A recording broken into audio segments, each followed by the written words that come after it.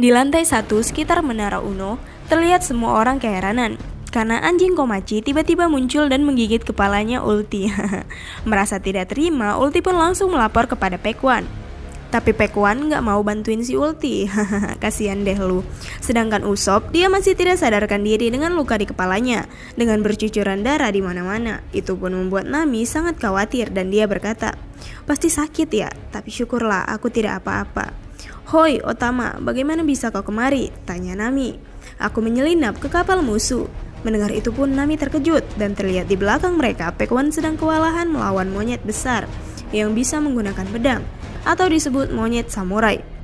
Tentu saja, dengan kedatangan monyet tersebut, Paekuan dan Ulti sangat terkejut dan keheranan. Bagaimana caranya makhluk sebesar itu bisa datang ke Onigashima? Melihat seekor monyet yang melawan Paekuan, Nami pun merasa khawatir dengan monyet tersebut dan berkata, "Mereka semua gila, monyet besar itu tidak akan bisa menahannya." Otama pun tidak terima karena Onami merendahkan monyet besar tersebut. "Jangan meremehkannya, Onami-chan, karena kita datang ke sini sebagai samurai." Menara Uno. Terlihat Yamato yang sedang kesulitan melawan pasukan armor baja. Dia pun sudah mulai tersudutkan karena mereka semakin banyak berdatangan, entah dari mana saja. Padahal udah dibunuh tapi tumbuh lagi. Udah kayak Persatuan Indonesia Bhinneka Tunggal Ika. Namun Yamato tidak akan menyerah karena dia akan melindungi Momonosuke. Dan tiba-tiba terlihat seorang yang mengintip dari kejauhan membawa bazooka dan mengarahkan bazooka tersebut kepada Yamato dan duar. Yamato pun terkena telak. Kata Yamato yang mulai kelelahan. Melihat Yamato terkena serangan telak barusan, Momonosuke pun merasa khawatir. "Yamato, sekuat apapun kau jika terus seperti ini, jangan mengkhawatirkanku dan bawa saja Tuan Momonosuke-kun," sambung Shinobu. "Tidak mau," kata Yamato. Dan dengan lantang dia berkata, "Karena Kozuki Oden pun pasti tidak akan melakukannya." Sambil bersujud, Shinobu berkata, "Aku mohon, mengertilah."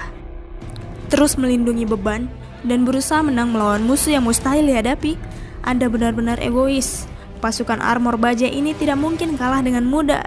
Tembus saja kalau kau bisa, kata Sasaki dengan sok selengean. Sasaki pun mulai menarik pedangnya. "Sasaki, tiba-tiba terlihat Yamato mengeluarkan nafas yang sangat mengerikan. Misteriusnya, dan itu membuat kita semua sangat tercengang. Seketika pun, semua gigi Yamato berubah menjadi runcing layaknya taring. Dan sepertinya dia akan bertransformasi menjadi makhluk yang sangat mencengangkan. Melihat perubahannya tersebut, Sasaki bertanya-tanya keheranan. Dan dia pun terlihat ketakutan sekali. Dan tiba-tiba, Cici, hampir saja, kata Franky yang tiba-tiba datang. Franosuke, kata Momo.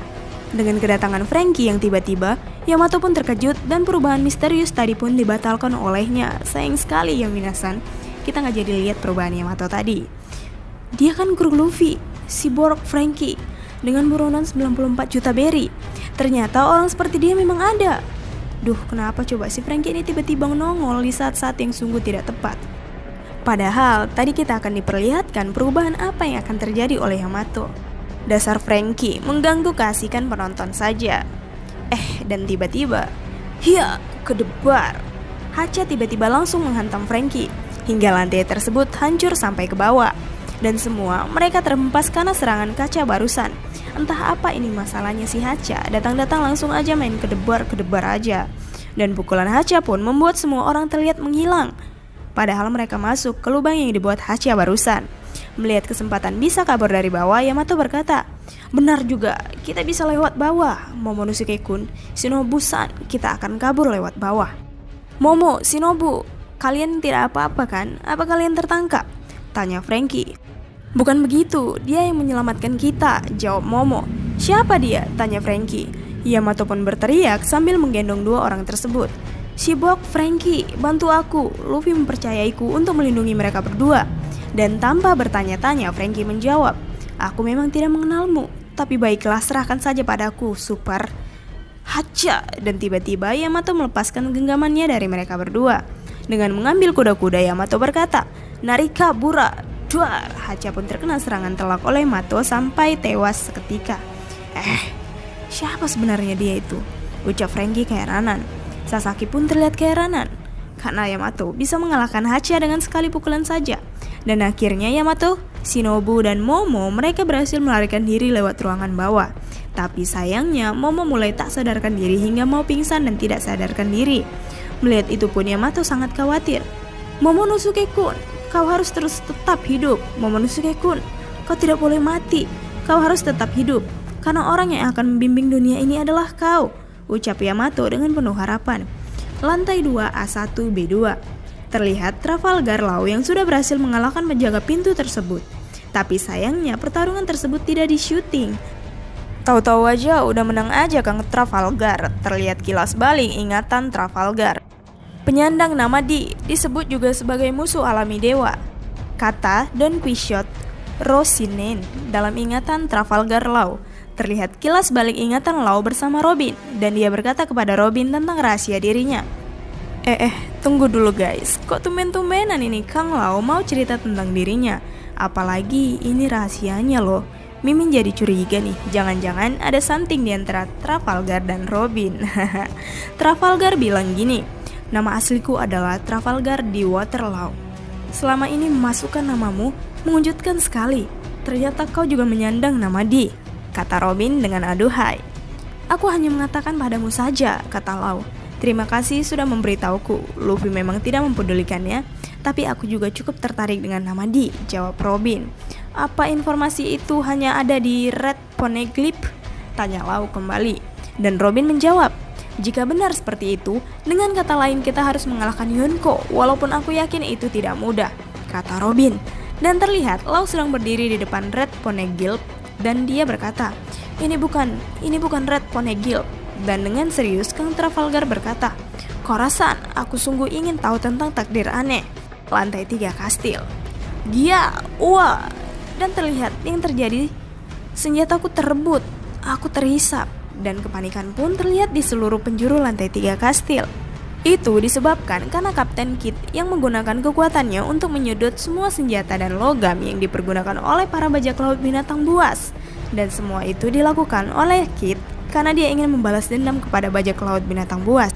Sekaligus nih ingin membuat Killer senang kembali. Apa kau sudah puas Killer? Tring, kring, cring.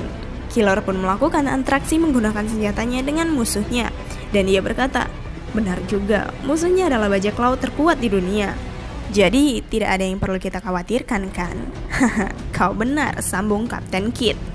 Onigashima, atap dom tengkorak. Terlihat jelas wajah Kaido yang sengok. Dam, duar. Dan dia berhasil memukul Kinemon menggunakan tongkat bisbol kesayangannya. Celup. Ke depan dalam lantai pertunjukan. Wow, Big Mom kembali, ucap para kroco-kroco yang belum terkena virus. Melihat itu pun, Robin, Chopper, Apo, Zoro, X-Drake semua panik karena manusia terbengis muncul di hadapan mereka. Namun dengan tawa bengisnya, Big Mom berkata, jangan khawatir, aku hanya punya urusan dengan Kaido yang ada di atap. Hahaha, ternyata dia nyadar juga ya kalau semuanya khawatir dengan kedatangannya. Ya, mendengar itu pun semua orang yang di lantai pertunjukan merasa lega. Dan di lantai 2 kastil. Cepat-cepat, sedikit lagi, tunggu kami Kinemon, kata Luffy. Atapnya ada di atas lantai 5 kan, kata Jinbe. Dan Sanji berkata, hei, apa kalian mendengarnya? Kau bisa dengar? Suara keras dari lantai 3 kan, teriak Sanji. Apa ada sesuatu? Tanya Jinbe. Dan dengan konsentrasi tinggi, Sanji menggunakan indera pendengarannya dan terdengar, Don-chan, apa sudah siap? Ufu. Tidak boleh, tidak boleh. Dan ternyata Sanji mendengarkan suara. Dan cerita pun bersambung. Lanjut di part 2 ya.